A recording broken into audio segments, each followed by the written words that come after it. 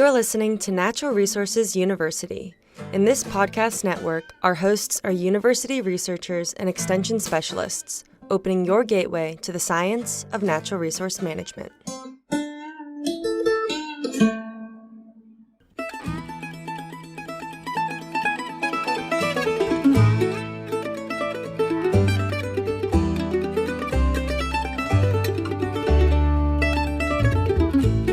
Welcome to Habitat University. This podcast is your source for the science behind wildlife habitat management and is part of the Natural Resources University podcast network. We're your hosts, Jared Brook. And I'm Adam Janke, and we're both biologists and extension wildlife specialists.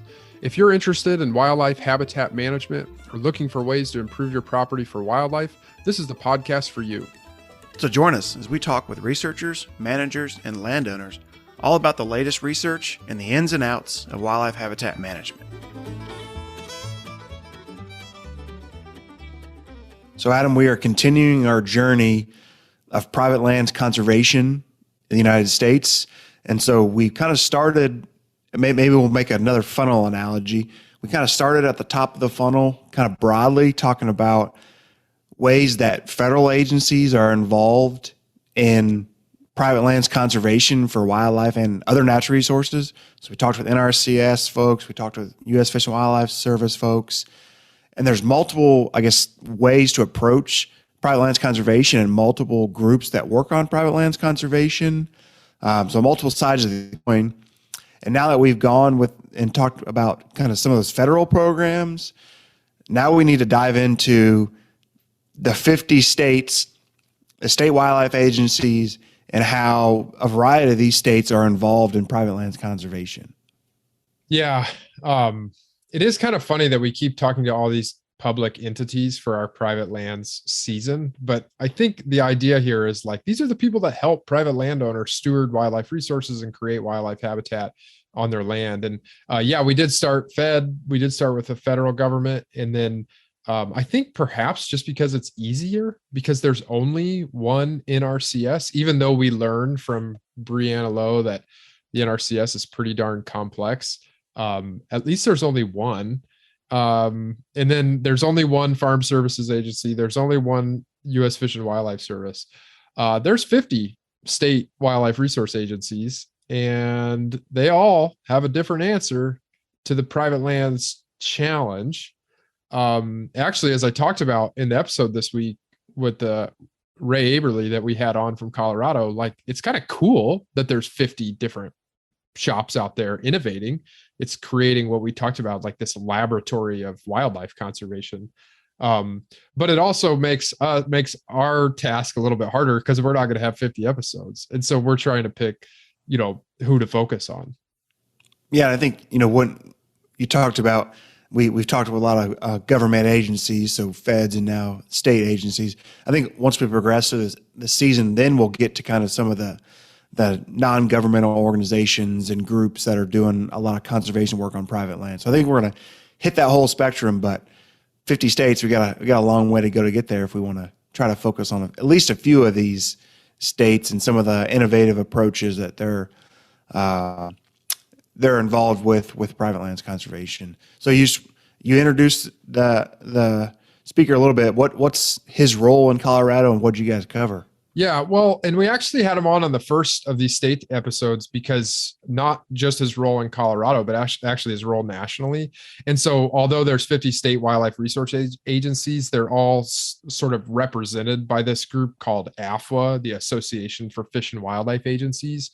And Ray chairs a working group in AFWA that's all about private lands conservation. And it's nested up underneath an agriculture domain. I don't remember. He uses the right words in the show. And then that's nested underneath this governing body that kind of forms a cohesive voice for state wildlife management practices. And so the reason we actually targeted Ray is because we found out about this working group and we thought, dang, that would be a really interesting sort of way to launch into this 50 solutions to the private lands challenge series that we're going to do, little mini series within the private lands season here. And then we did talk to Ray about his day job, which is not the AFWA thing, but he's the private lands program manager for Colorado Parks and Wildlife. And they do some really cool stuff with habitat projects, everything from bighorn sheep on private lands to corners of crop fields, irrigated crop fields, which would be like grass and bird stuff, and everything in between.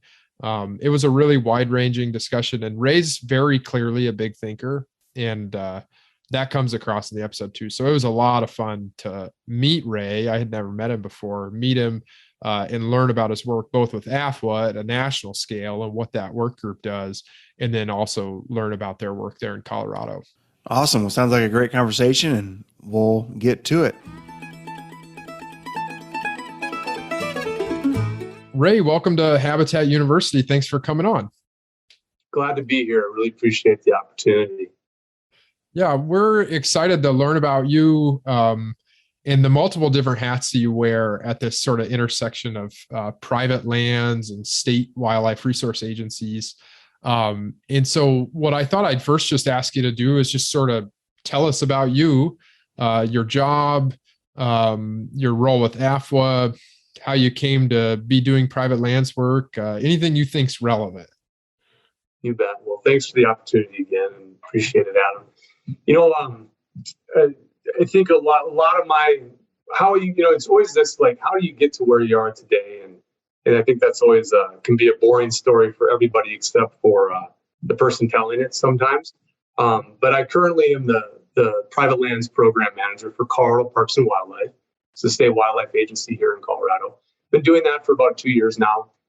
Prior to that, I was involved a little bit with academia, starting a wildlife technology program that was really focused on meeting some of the needs of the state wildlife agency here in Colorado and training students towards that effort. I was also doing private lands work on the side as well through a consulting business and actually a habitat implementation business here in Colorado, working with larger ranches and some throughout the West. I come from an agricultural background, and I've always been passionate about wildlife and really about habitat.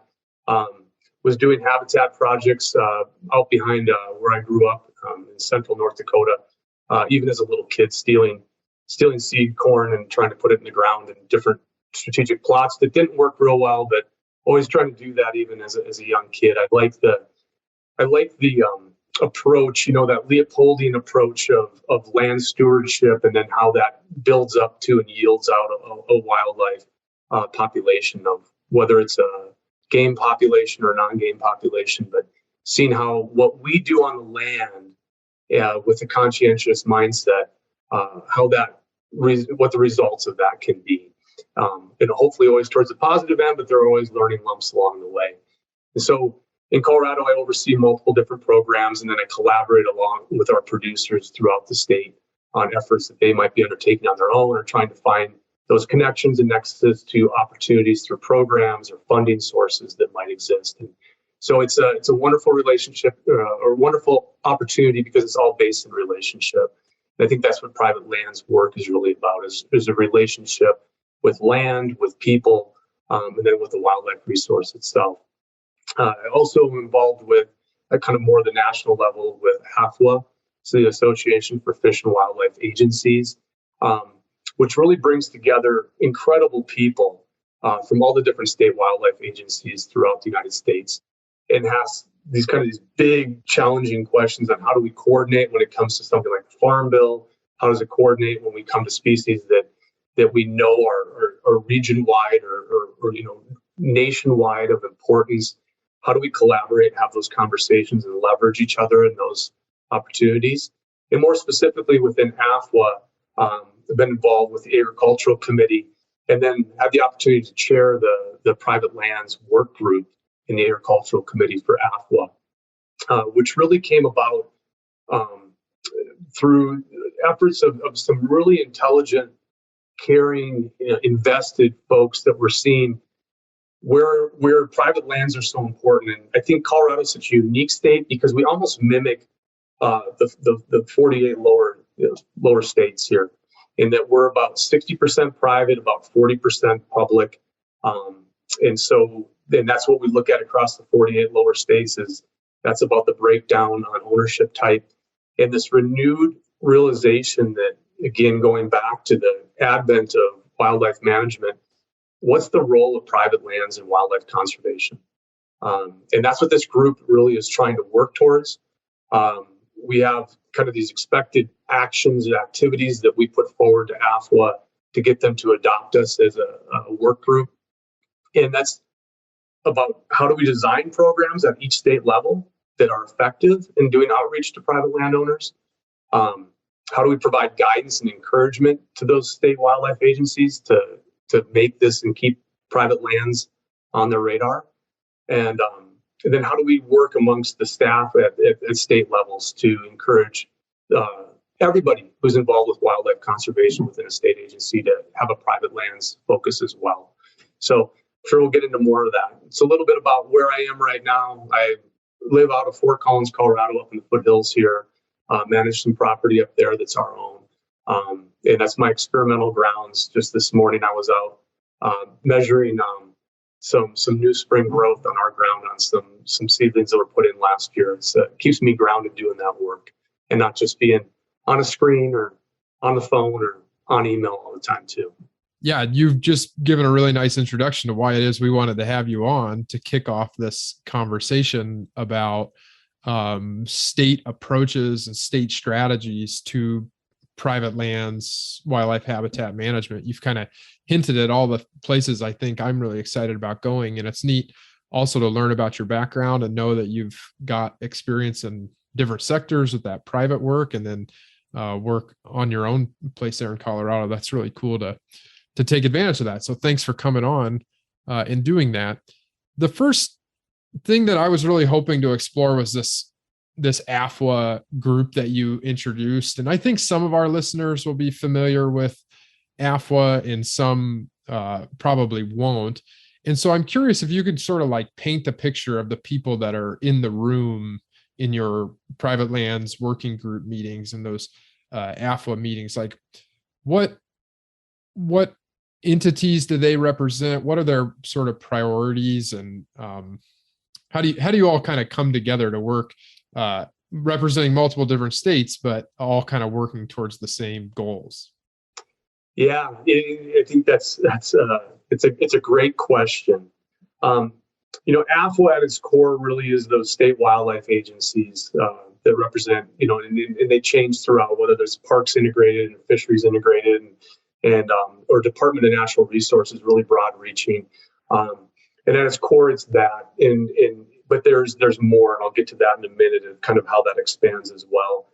This private lands group, I think, really is was catalyzed by Bill White, Steve Riley, some of these guys who've been doing this work for an incredibly long time and have recognized the importance and only seen the heightened importance of efforts on private lands.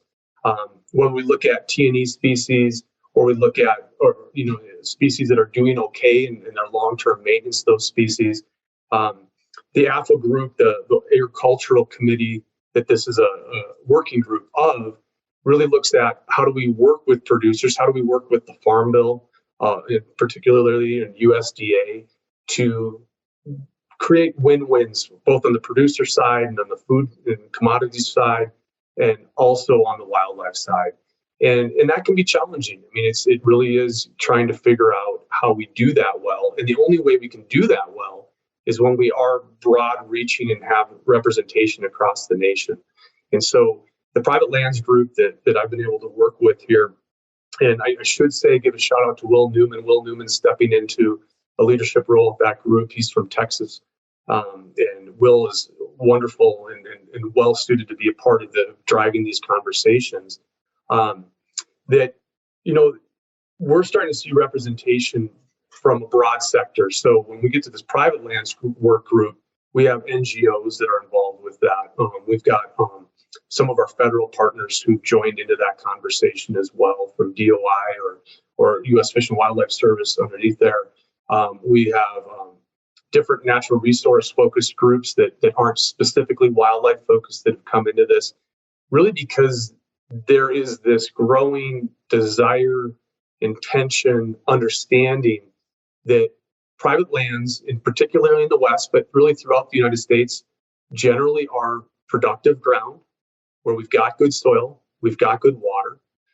Because we have those kind of foundational pieces of the ecology, they have great capacity for our wildlife. I always am Western focused, grew up in the West, the western part of North Dakota, as well as spent most of my working career in the West. And in the West, it just becomes more heightened, where we see that our water resources are generally tied to private ground, and water is life. And we see that and ride that wave every year. We're watching outside my window, wind gusts for the last several weeks of up to 60 miles or more an hour, taking all of that wonderful winter moisture out of the ground, right as producers get ready to plant, or hope for their winter wheat to get that jump start here with warmer weather and soil moisture. We're watching all of that leave. And so private lands have that. Some of the research that's come out from folks like Rick Knight at Colorado State University, who really jumped on this private lands piece, decades ago and saw its importance, really points to higher biodiversity on private lands generally because of that soil and water piece. Folks were really intelligent as they settled throughout the United States, and especially as some of those homestead acts happened in the West, they chose the areas that were biologically productive because that was going to allow them to make a living too. And so for us to safeguard wildlife resources, we need to engage with the most biologically productive ground, and that is most often private. And so this AFWA work is really helps us get a collective voice. So any one state waving a flag out there can be effective, maybe to some degree. But when all of the states are waving a flag together and saying, hey, this is really a concern for us, this policy, this allocation of funding through the Farm Bill, we'd like to see it go this way or that way. It allows us to have a collective voice and be able to hopefully affect change at the higher level, at the national level. But then also it has that trickle down. It influences us. If we look at another state and have that relationship to look at another state and see what they're doing that's effective, boy, those relationships really matter, because then we can go, I really like what you're doing in South Dakota there, Mark Norton. How'd you go about doing that? It creates those connections as well. And I think those are as vital. That's an angle that I've really always admired with the North American model of wildlife conservation, which is very like state centric, like the states, because of the nature of the Constitution, the states retain authority over wildlife populations. And, there's like a lot of conversations just in civic discourse generally about the laboratory of democracy. Like the states are there's 50 laboratories of democracy, just trying new policies and passing laws and repealing laws and, just experimenting. And then eventually those sorts of things work their way up to federal policy. And I've always thought that wildlife is really North America, or the United States, North American wildlife management is also the beneficiary of that, like sort of laboratory philosophy, where, like you just said, you may see something, you may go to an AFWA meeting to go to your, whatever meetings you're required to go to or do your networking or whatever, but then be in a talk and hear a really good idea from South Dakota that they've come up with, and or maybe hear a really bad idea that someone tried it and it failed. So I'm curious, we've been thinking about this state level private lands conversations. The working title we have for this episode is 50 Answers to the Private Lands Challenge. I'm curious, from your work at this like national level, what are some of the bright spots? Like what's an example of a program that's worked really well, say, for wildlife habitat on private lands that was maybe dreamt up at a state level? Can you think of any of those examples? So I think some of the things that, if we stay just within looking at some of the opportunities we have through the federal Farm Bill, NRCS programs like the RCPP, so the Regional Conservation Partnership Program, states like North Dakota, their Meadowlark initiative they've got going on right now that brings together multiple stakeholders, leverages some federal dollars that come through the Farm Bill in there, and where you use a species like meadowlark, which for my family, where I grew up, when Clark the meadowlark reappeared, we knew spring was coming. And it was like this phenology, this seasonal transition into knowing that we were someplace new in the calendar cycle. And so, but that program really looking at grassland nesting birds ends up covering across multiple stakeholders, agricultural producers, the State Wildlife Agency, the NRCS, FSA. It brings together a lot of these different groups. It has this Meadowlark Initiative component to it, but really drives down to wildlife habitat across the landscape and uses that leveraging ability of dollars and applied dollars and then multiple stakeholders to see that implemented. We see it with things like CREP, so the Conservation Reserve Enhancement Program, where we have localized, again, initiatives where, again, federal dollars are a component of it. Oftentimes state dollars are a component of it. We're able to stack. This really has become not a single person or a single idea endeavor anywhere in any of the states. And so the states who are able to collaborate and bring together, we hear about it all the time. It's these big dollar amounts, and they get really attractive. But they really can be really challenging too. If you think about multiple millions of dollars that come through either a grant program like a NIFWIF, for any one entity to be able to take those dollars and actually see them implemented well on the ground for actionable wildlife habitat and then wildlife populations means that there's got to be a whole host of people along in there. And rarely does any one agency, NGO, or organization have the capacity to both write the grant, administer the grant or the dollars, and then be able to deliver them in an actionable way on the ground. So those collaborations, wherever those show up, become really important.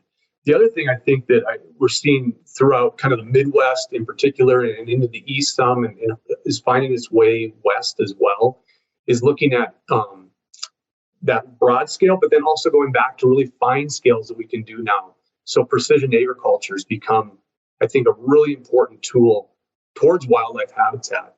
For producers, it's got to make economic sense. And if we can show them the economic sense in dollars of not farming a piece of ground and putting it into a stable, somewhat stable wildlife habitat over time to save the input costs for them, hopefully provide some ancillary benefits like soil, water, potentially pollinator benefits that they're going to receive.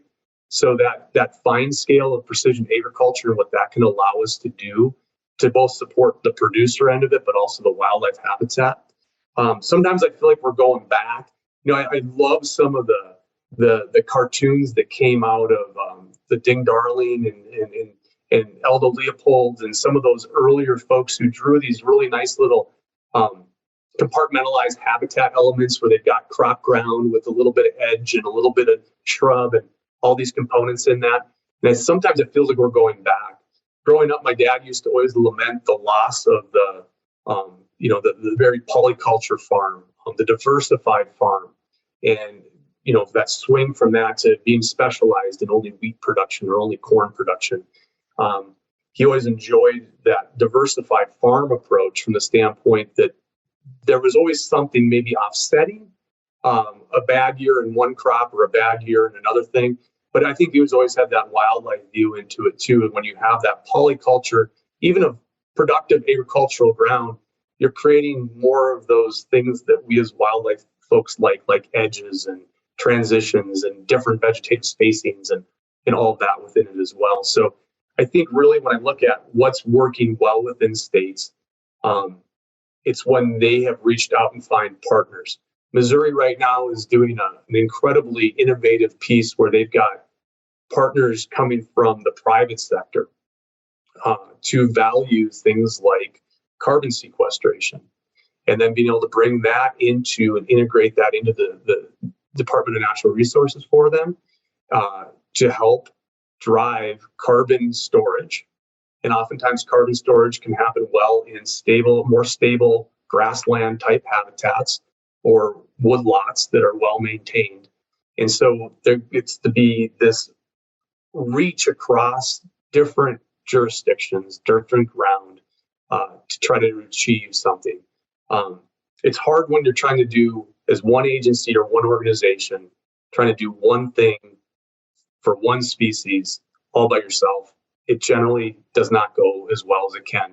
So the best things I'm seeing are these large collaborations. We've got the joint ventures doing work and really driving some stuff on playas in Kansas that's been, really has the opportunity to grow over the Colorado border as well. And in Colorado, one thing that I would point out is that kind of combines both of these is our small game manager for the state of Colorado had this innovative idea along with our grasslands coordinator of we've got these corners for conservation, looking at, again, almost that precision agriculture piece of, we've got these corners on pivots that are oftentimes hard to farm, maybe low return on. Let's put those into wildlife habitat.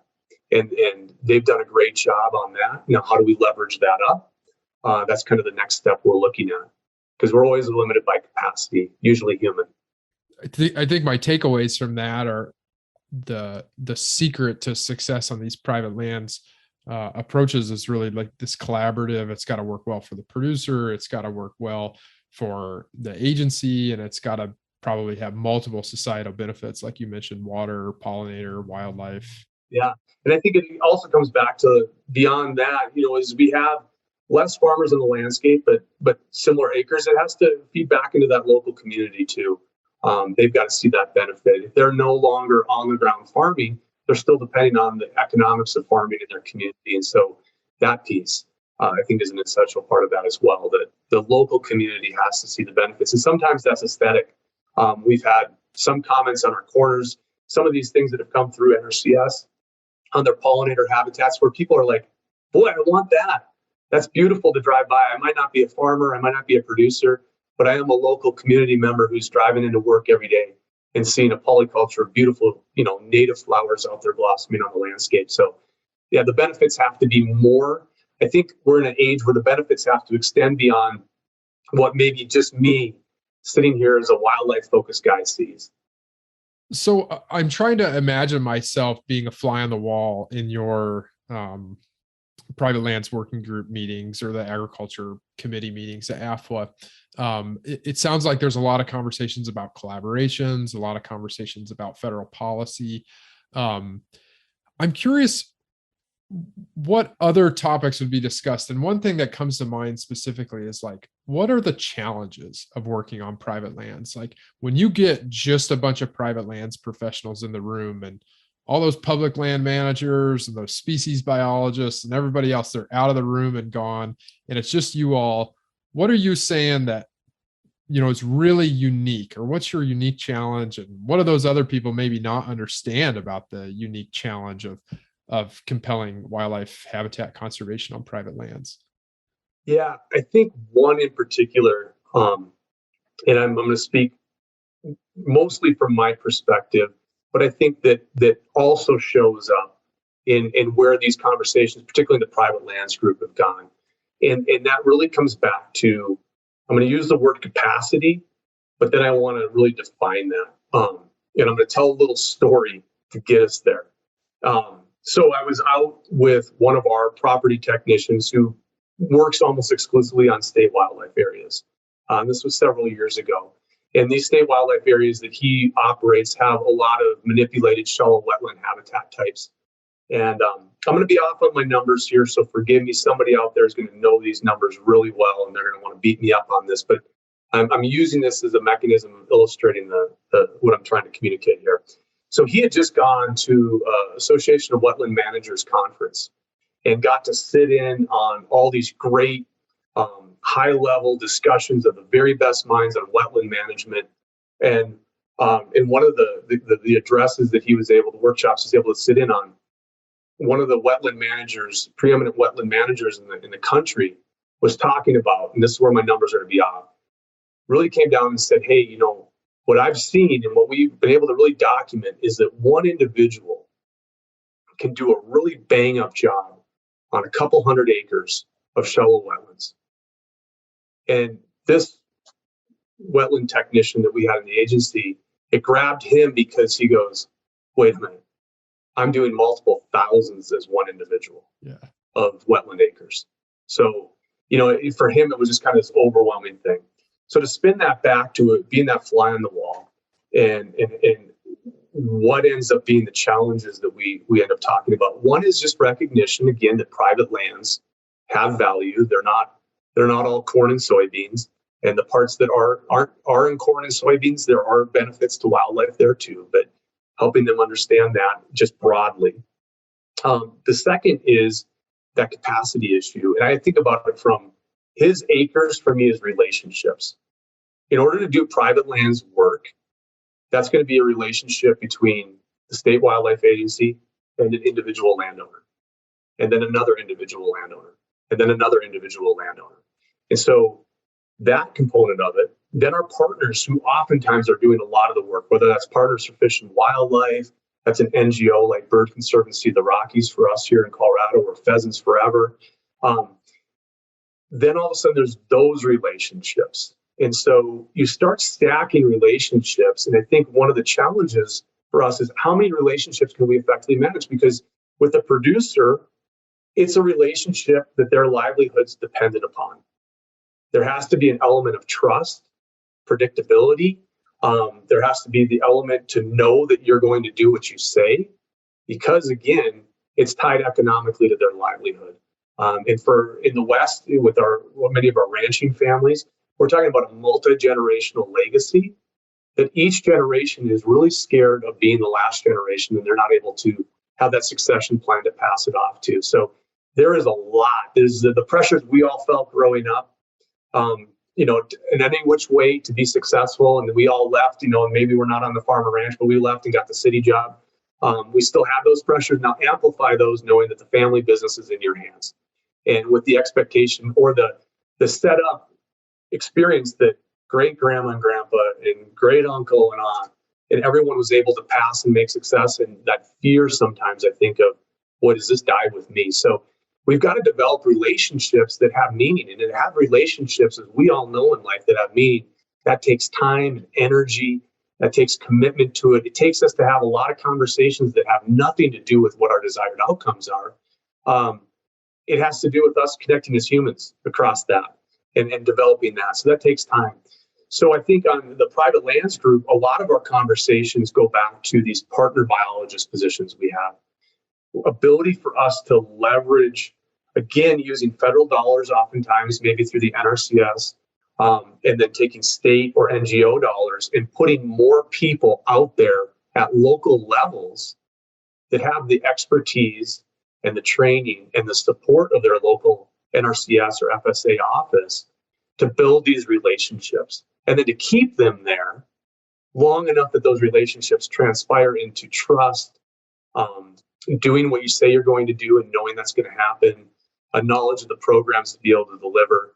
We're really trying to figure out that capacity piece when it comes to relationships, maintaining, developing, and safeguarding relationships over the long. So I think that really is one that keeps coming back. Again, mention him again, Steve Riley really started a lot of this work in these partner positions, NRCS in South Dakota, and they've been able to grow from there. In a lot of the other states, we've been trying to figure out how to get to that level of putting people on the ground to build relationships, caretake relationships with producers, and then deliver on them. If we step back and we think about it from the Forest Service, it's almost the opposite. Man, it might be one relationship, but that one relationship really matters across millions of acres. And now we're down to multiple relationships to get across thousands of, hundreds of thousands of acres.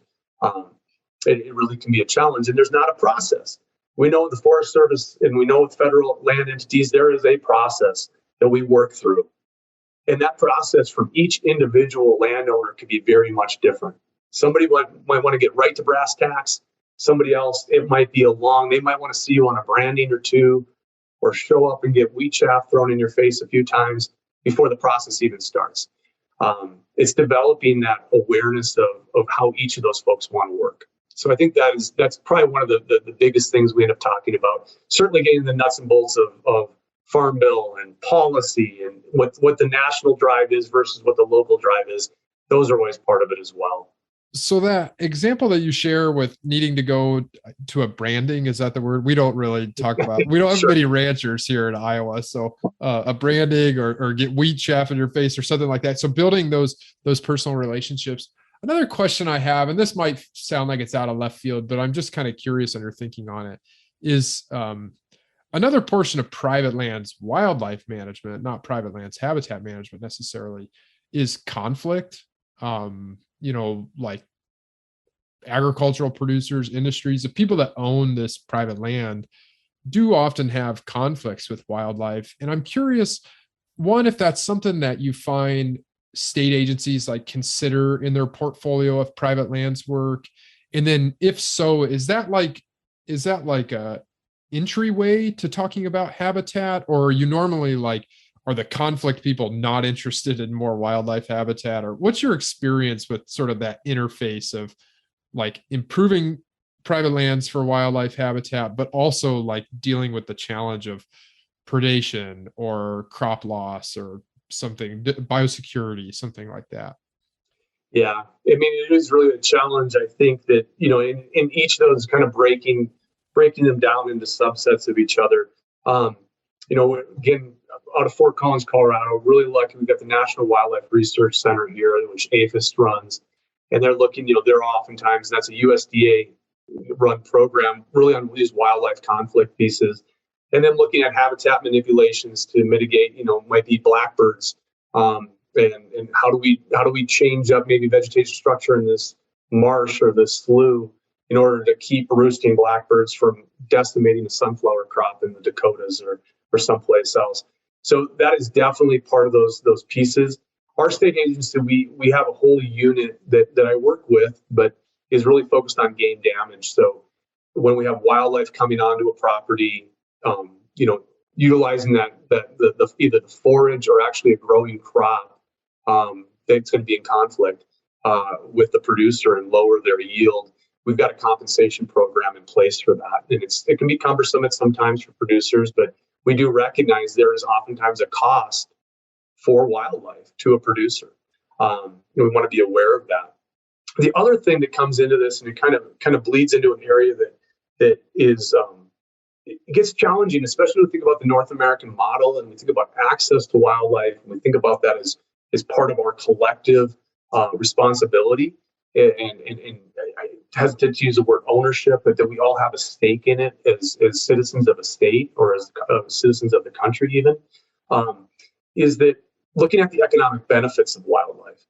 And a lot of times we're seeing producers in our state recognizing the economic value of wildlife to their overall production.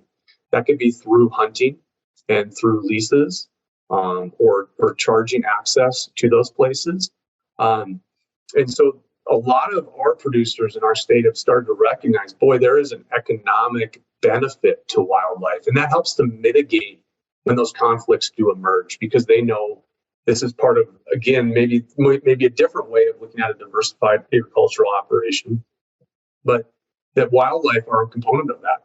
We've seen more and more even on the non-consumptive end of that. So wildlife on a ranch that's doing, a dude ranching operation where people have the opportunity not to harvest an elk, but to see elk, that adds value to them that they might be losing value from the standpoint of having additional hay come off their hay ground into the bellies and mouths of those elk, but it does add value that way. So I think looking at that part of it can oftentimes be a real positive. And in our state, there are a lot of our producers who have a high value for wildlife, both personally, just having that personal value for it and liking to see it, how that adds to their quality of life, but then also the economic component of it as well.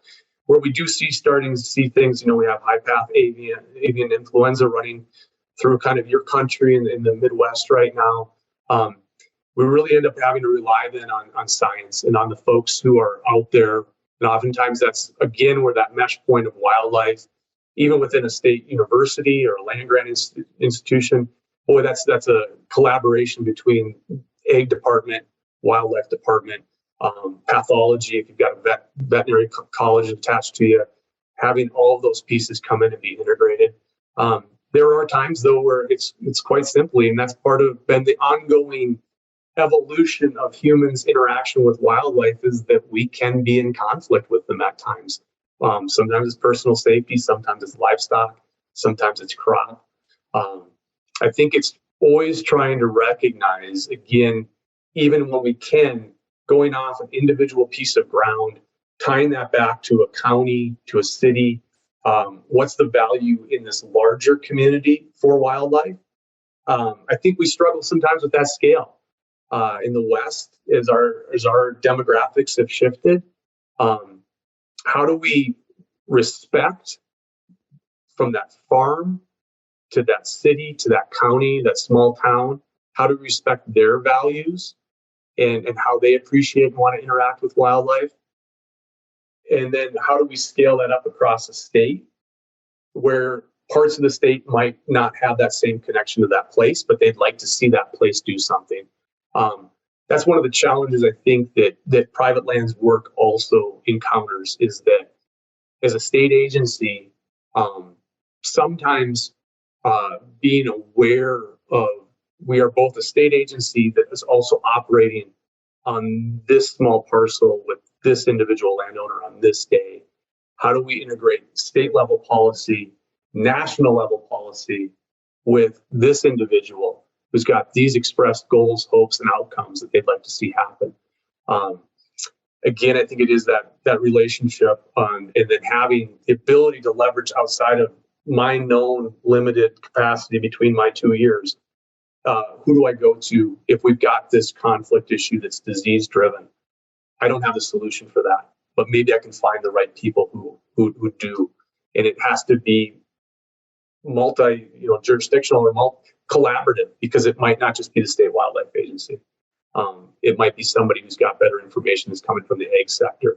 And then how do we stay alongside them as they make decisions on, boy, we've got a lot of waterfall right close to this poultry production that could be a transmission point for avian influenza into the next poultry producer. Staying alongside those conversations and recognizing, I think the part that I've seen, hopefully it's a blip on the radar, is that there isn't that ability to come to what some of the folks, Quivira Coalition, and some of those folks have talked about, that radical center. I'm using a lot of Venn diagrams these days in my mind. Where do we overlap? Where do we find common value, common outcomes?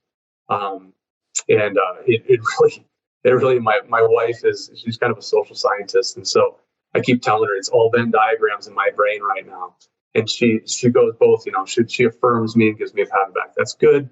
And then she wants to get to more complicated social theory thinking as well. But I think that really is the key piece. If producers aren't able to make a livelihood, again, in the West and throughout so much of our country, the threat to that is conversion of that ground to something that's even less hospitable or more, or I shouldn't say even less, but is less hospitable for providing the habitat needed for wildlife. Our rate of conversion, the threats to our large intact ranches and farms in Colorado in particular, and certainly in certain regions, is really the difference between a 10,000 acre ranch or multiple 30 acre, 35, 40 acre ranchettes.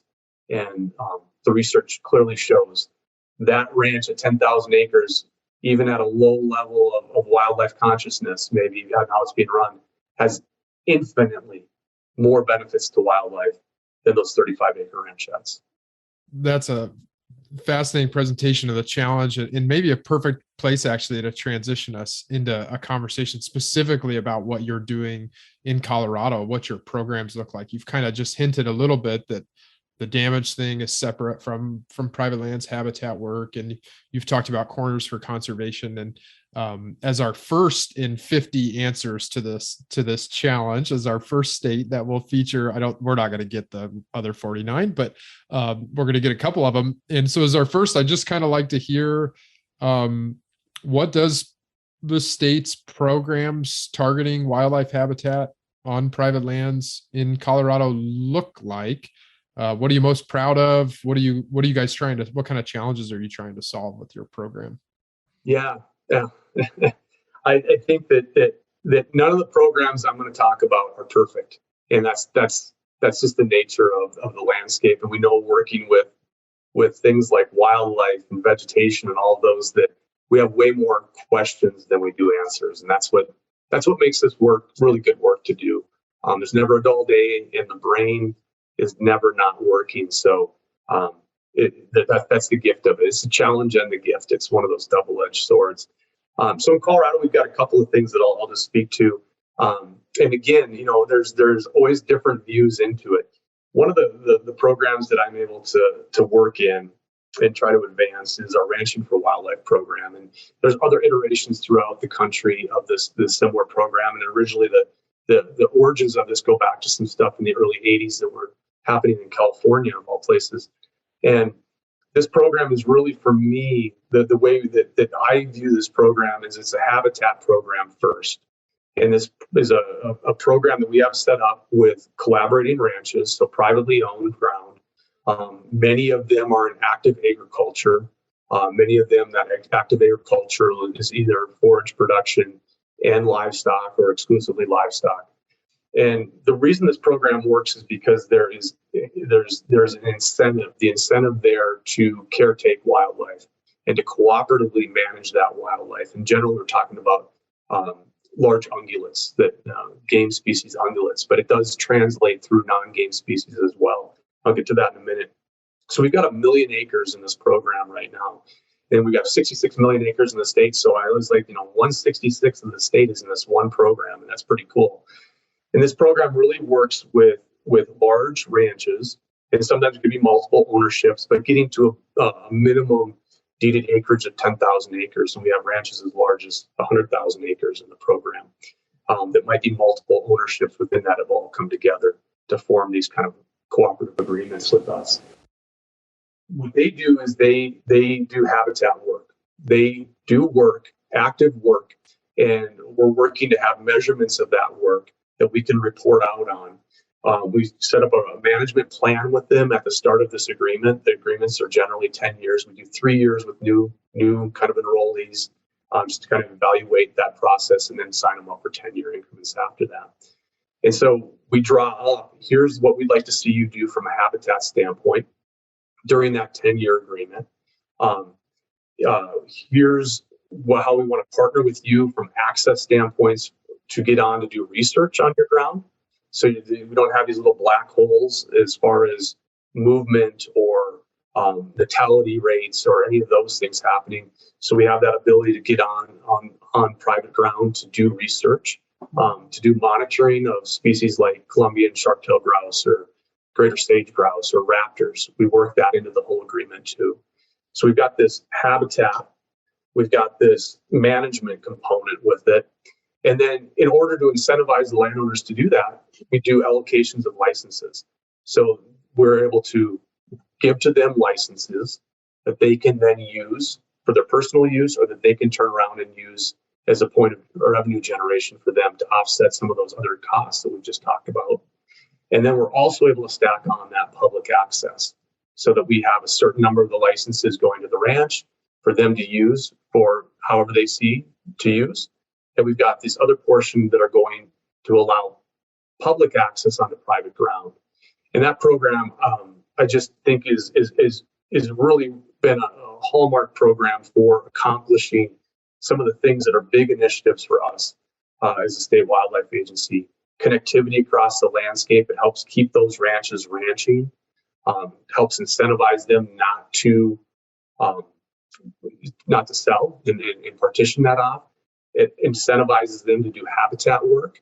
And so now when we have conversations about wolf reintroduction in our state, it's not just about what the impact might be to livestock. It's also these ranches are at the forefront of saying, what would the impact be to wildlife? Because they become part of our economic viability. And they recognize that their economic viability is important to their communities from a viewshed, water quality, soil quality, quality of life. And then also the economic drivers that having folks come, whether they're public hunters or they're private hunters, the dollars they spend in those communities really matter to the folks who are not on that ranch. So that's been a really good program. Certainly there's challenges. I get beat up a lot of times. The Ranching for Wildlife program for the public access is only open to state of Colorado residents. So out-of-staters can't apply to get that access on there. So that's one point where folks from other states are always saying, well, why can't we get on there? We're pretty generous, though, in Colorado in allowing out-of-state hunters to come into our state, too. But that's a program that I think has been really good. We have another similar program called the Bighorn Sheep Access Program. Again, from a Western species standpoint, Bighorn sheep are generally a really hard license to get. So we've been able to work with ranches to get them to do habitat work on behalf of Bighorn sheep, be able to them have predictable licensing for them, but then also get public access in there. And we have a specific option of that, which is where we will translocate with the ranch's help. We will translocate sheep from one area to another to build our Bighorn sheep herd. And so something I'm really proud of, and I think our director who really initiated this program about 10 years ago is really proud of, is now in Colorado. It's almost like, in Dumb and Dumber, as they're coming across the movie, they're coming across and they hit the Colorado eastern border. They're looking around, there's no Rocky Mountains. And then there's some things said. But our biggest Bighorn sheep herd now lives east of I-25, which kind of splits right along the front range of the Rockies here. Much of it because of this program. And so that's been a really neat program to see the growth of our state mammal, our iconic species, that Rocky Mountain Bighorn sheep out there in the eastern plains and these deep canyons and arroyos out there. We talked about before, these corners for conservation. So again, a neat leveraging of dollars, both state dollars, some federal dollars that came through the Farm Bill and the VPA HIP program that identified a lot of our crop, highly productive cropland in the northeast corner of the states and in the southeast as well, is set up in center pivots. And so we've got these corners, and anyone can, a center pivot, it's a circle. And the corners end up either being hard to farm, go on farm, just have lower value, anywhere, from 7, depending on the size of the center pivot. Oftentimes there's 7 to 15 acre little parcels within there. And so Ed Gorman, our small game manager, and Trent Berker, our grasslands habitat coordinator, really have this vision of how do we make those lands usable for wildlife. And so they've done just a significant job of working with the conservation districts, with Pheasants Forever partner biologists, to identify and put this out there for producers to be able to do both the seeding installation, to be real precise on that. So we're putting down the right seeding rates, the right seeding mixes to get these polyculture plantings that have benefit for a whole host of species. It came under our pheasant habitat improvement program, but we have confirmed use of dick thistles and grasshopper sparrows. And our plains mule deer seem to really like that too. It provides a really good nesting or fawning cover adjacent to oftentimes growing crop. And so that's been a neat program, and it ties into access as well. And so we're able to put dollars into the producers' pockets so that there's economic viability with it. We're able to kind of control the seeding and make sure that we have really high efficiencies in the habitat that are put on the ground. And then we get all these ancillary benefits. To go in those corners during peak bloom is to talk about pollinators. They are just, it's nice to just be quiet, which I don't always do. Be quiet and just listen. And it is just alive. It is just buzzing and alive and full of pollinators of all different stripes. So that's been a really neat program for us. In fact, the state agency is likely going to invest more dollars into it to see that continue to grow. And it goes back to that precision ag piece. It kind of mirrors that, which has happened in some other states too. It's saying, hey, this ground's a pain in the butt for you, producer. Maybe you're losing money on it. Let's make it work for you and for wildlife. So that's been a really good program. And that's pivoted into, I guess that's the right use of the word pivoted, but pivoted into a little bit of the efforts we've been able to do for lesser prairie chickens, which are now a federally threatened species for us in the southeast corner of the state, because there's benefits in that work for them as well. So that's another one that's been really, really successful for us as a state. The other thing we have in our state is the Habitat Partnership Program. And that was created as a program to help offset some of those conflicts you mentioned before, where we have conflict between wildlife and production agriculture. And so that program, our legislature just reauthorized it. It's a really neat program. It's set up in local committees 5% of our license sales for big game in Colorado go into this program.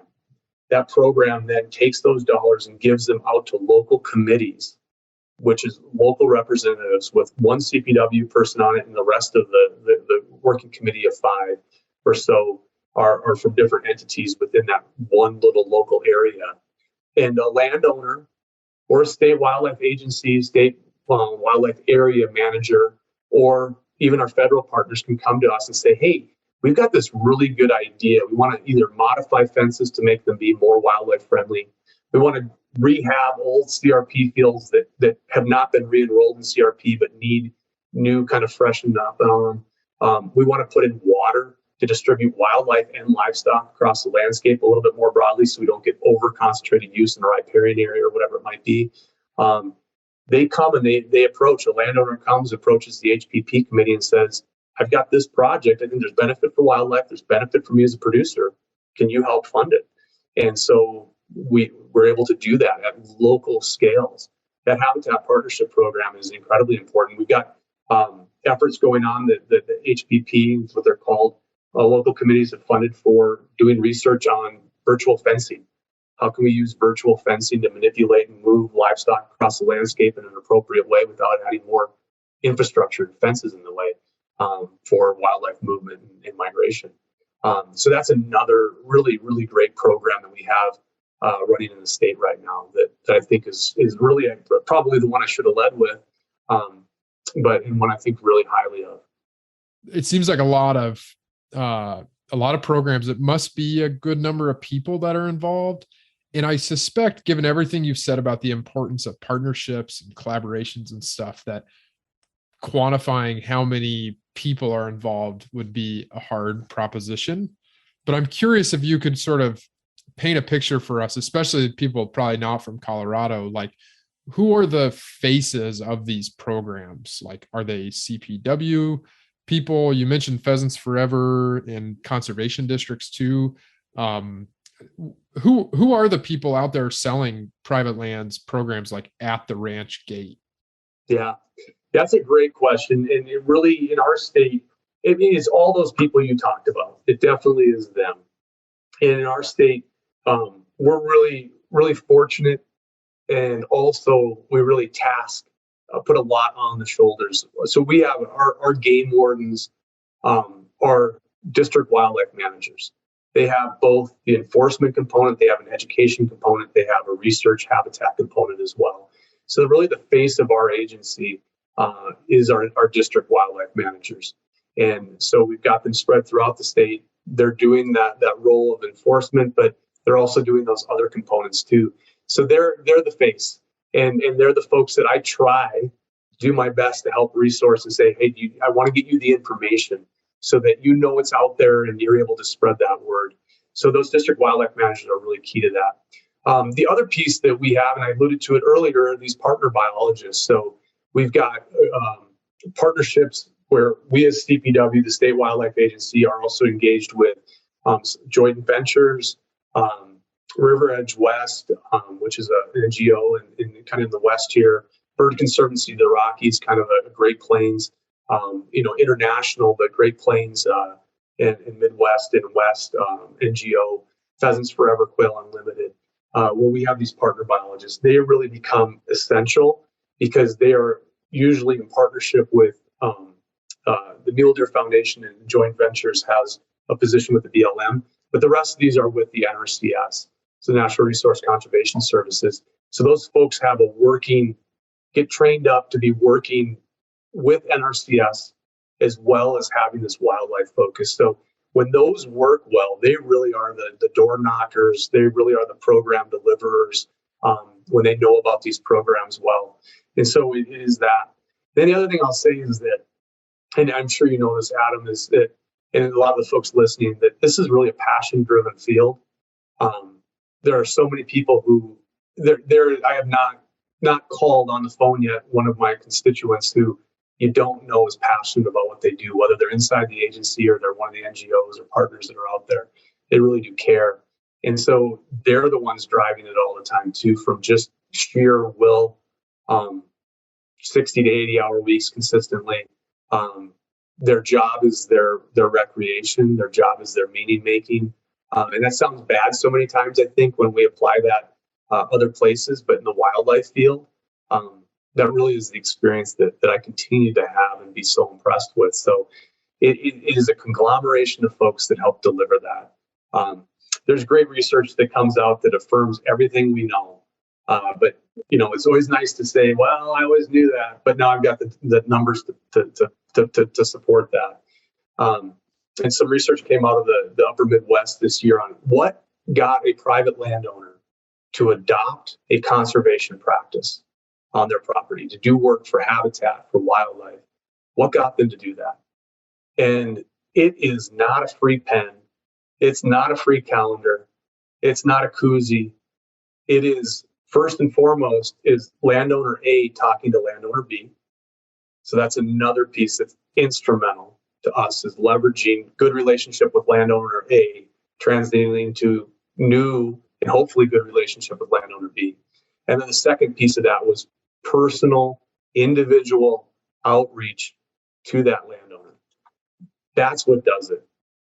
Social media can be important as far as maintaining relationships, maybe, but not initiating. Flyers can be important for continuing relationship maintenance, but not initiating. It really comes down to that relationship piece I talked to before. And so being in a field where passion drives people, whether it's our district wildlife managers or it's our partner biologists or it's leadership at an NGO, that's how this stuff happens. And then if we do that well, landowner A talks to landowner B, landowner A talks to landowner C, and it just starts to, it's with one of my partners that I work really closely with is, it's a pyramid scheme. It really is a pyramid scheme. That's how it works.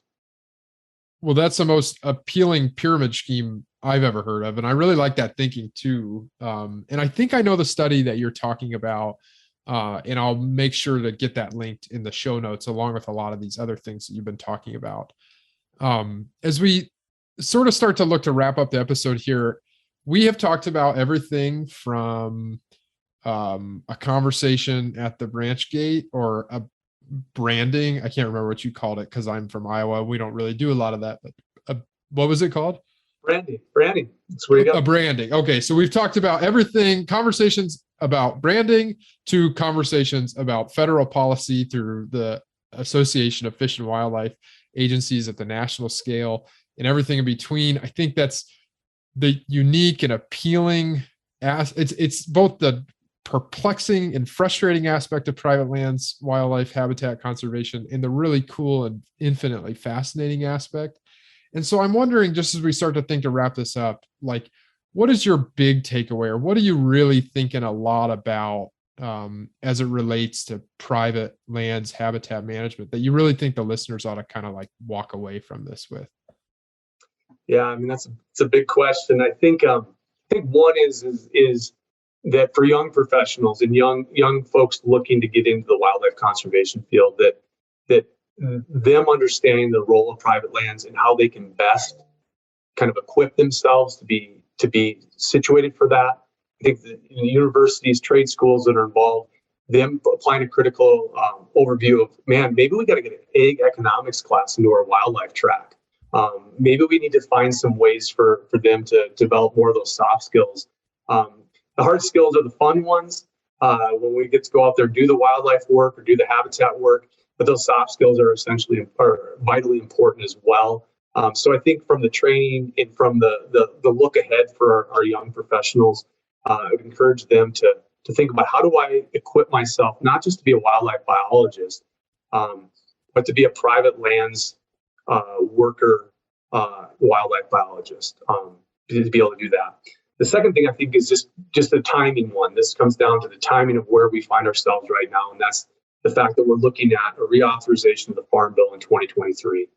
And whether you're at a university or you're a private citizen listening to this, or you're involved with the state wildlife agency at any level, and private lands maybe haven't been part of what your purview has been before, I would really encourage you to keep an eye on that and to be an advocate for wildlife within the Farm Bill and in the Farm Bill programs that are on the conservation nexus of that. we've got a lot of pressures on us right now, and producers have an incredible amount of pressure on them right now, agricultural folks. And that's to feed a growing world population. That's to feed a growing world population with really the breadbasket of Europe maybe not producing this year due to what's going on in Ukraine. And that's all going to set the backdrop of this next reauthorization of the Farm Bill. In there, we do need to have food security. We do need to feed the world and the nation. But we also need to caretake our wildlife resource. So I think I'd encourage folks to whatever degree they can, whether they're in a state agency or not, or whatever it might be, to pay attention to and then advocate for the wildlife components of that next Farm Bill reauthorization. And then I think that there is that piece that we hear in the West and that maybe extends throughout the United States as well. And this idea of an urban-rural divide. I don't like saying that word because I feel like it gives power to what may or may not be true. But also remembering, no matter who you are listening to this, that agriculture and private land ownership in the United States has a rich history of wildlife conservation. And one of the last things I'll leave you with, and I'm going to pivot over so I can read it correctly, and it's a Leopoldian quote. And it's speaking to me, but I think it speaks to a lot of us in what we do. And it says, this is Leopold saying, planning for wildlife is not primarily a matter of laws, appropriations, or administrative devices. Now, it's hard for a state agency guy to remember that part, but rather of modifying land use as to provide the habitat needed by each species. Hence, the execution of a plan rests with farmers, ranchers, and landowners, rather than government. The function of government, and the function of many of us, whether we're a university or we're state wildlife agency or federal wildlife agencies, is to teach, to lead, and to encourage. I think that's every day. You got to read that. You think I have it memorized by now, but Aldo's always out there whispering in my ear with that quote. Now, Ray, I was watching you read that, looking up what looks like up above your computer monitor. Is that hung on your wall in your office there? It is. Yeah. That's really cool. Yeah. That's certainly a quote to live by. And I think it's a perfect place to leave this episode. So, Ray, thank you very much for taking the time to share your perspectives from a national and even international perspective, and also for all your work there in Colorado, stewarding wildlife resources and wildlife habitat on private lands. Thank you, Adam. I appreciate the opportunity to be here with y'all. Thanks. And listeners, thanks for tuning in. If you like the show, please help us out by leaving us a review, or the best thing you can do is just tell your friends about it. We've also got a survey in the show notes, as we always do, where you can fill out, provide us some feedback, and help us evaluate the impact of the show. That really helps us make sure we can keep doing it. So thanks as always for tuning in, and we'll catch you on the next one. Habitat University is hosted by Purdue Extension and Iowa State University Extension and Outreach, and is part of the Natural Resources University Podcast Network. The network is supported by the Renewable Resources Extension Act. If you liked Habitat University, subscribe and listen to the other podcasts in the Natural Resources University Podcast Network. Iowa State University and Purdue University are equal opportunity, equal access, and affirmative action institutions.